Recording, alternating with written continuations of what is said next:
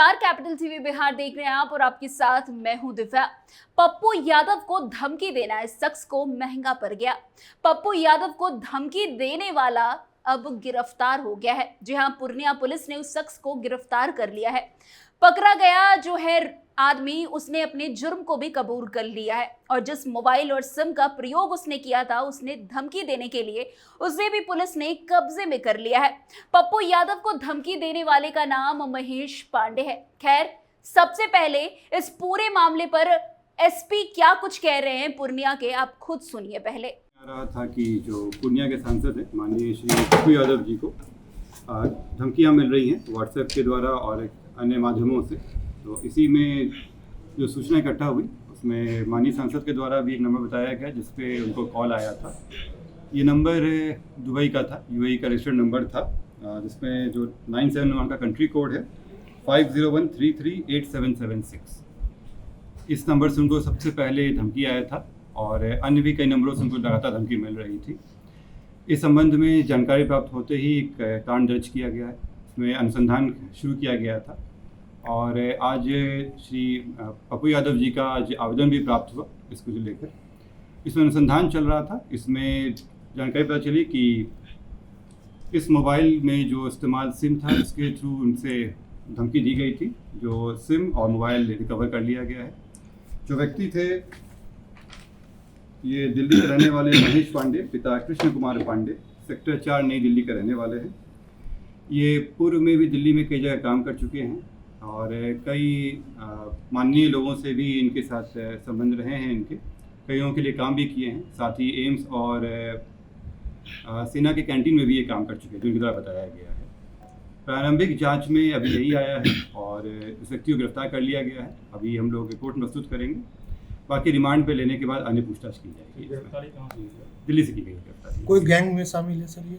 इनके द्वारा जो अभी तक आया है उसमें गैंग का कहीं से कोई नहीं आया है। इनके द्वारा बताया गया है कि ये जो न्यूज़ में इनका स्टेटमेंट देखे थे माननीय सांसद जी का, उसके बाद इनको लगा कि क्योंकि कुछ दिन से अभी कुछ काम नहीं कर रहे थे तो इनको लगा कि इसमें किया जा सकता है।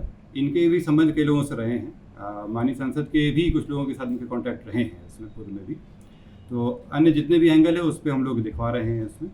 फिलहाल मैं आपको स्पष्ट कर दूं कि कई नंबरों से धमकी दी गई थी। जो पहला धमकी आया था जिसमें फ़ोटो भी शेयर किया गया था वो इसी नंबर से किया गया था, इन्हीं के द्वारा किया गया था। इसमें गिरफ्तारी हो गई है। अन्य मामलों में अभी अनुसंधान चल रहा है। ये तो दुबई का सर नंबर है? ये दुबई का नंबर है। इनकी जो उनके द्वारा बताया गया कि इनकी जो साली हैं वो दुबई में रहती हैं। ये दुबई गए हुए थे और वहीं से ये सिम ले आए थे। संभवतः ही उन्हीं के द्वारा रजिस्टर्ड नंबर है। ये भी अनुसंधान का विषय है। ये ले आए थे और उसी पर नंबर चला रहे हैं। इसे कोई लॉरेंस बिश्नोई वगैरह कोई ऐसा कुछ नहीं, अभी तक कोई ऐसा एंगल नहीं आया जिसमें इनका जुड़ाव उस तरह से रहा।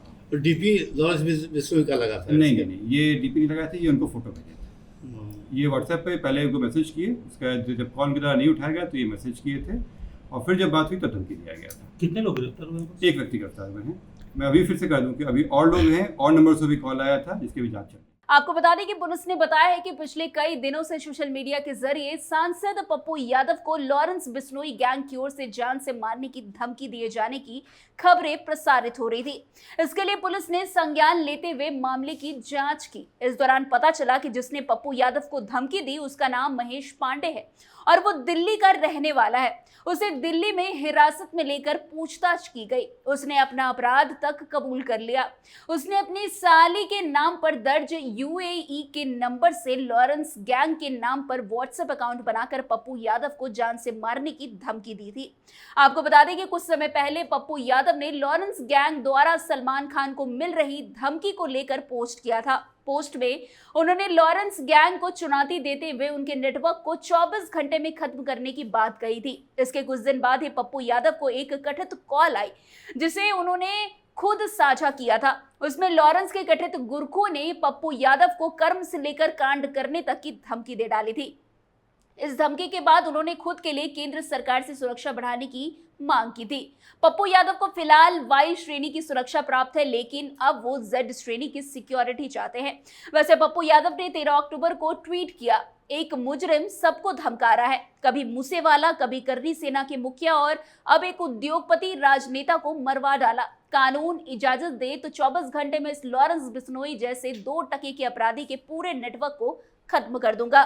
यही धमकी पप्पू को भारी पड़ गई। अब पप्पू केंद्रीय गृह मंत्रालय से सुरक्षा की मांग कर रहे हैं, लेकिन पप्पू यादव को जो धमकी दे रहा था ये लॉरेंस बिश्नोई गैंग का है या नहीं, इसके बाद ही पता चलेगा। तो फिलहाल इस खबर में आज के लिए बस इतना ही। अन्य खबरों के लिए हमारे साथ ऐसे आगे बने रहे और देखते रहिए। तब तक के लिए कैपिटल टीवी बिहार। धन्यवाद।